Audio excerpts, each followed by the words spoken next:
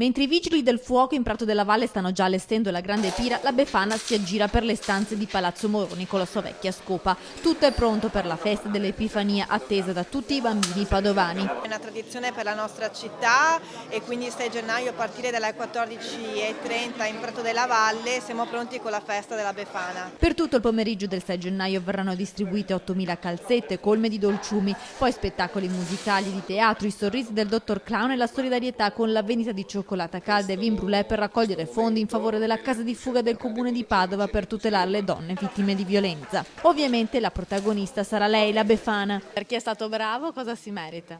Sì, tanti dolcetti, venite mercoledì in piazza in Prato della Valle, che vi do tanti dolcetti, se no carbone. Il grande falò del Brusaveccia verrà acceso alle 17, quest'anno durerà un po' meno e verrà subito spento a causa dell'emergenza smog dei giorni scorsi, ma lo spettacolo è assicurato. Quest'anno lo ridurremo ancora di più, diciamo, l'importante è mantenere questo simbolo, questo appuntamento che insomma, penso che sia un momento di vicinanza e di festa per tutti, soprattutto per i bambini che aspettano questo momento, quindi l'importante è farlo, diciamo così, con più attenzione.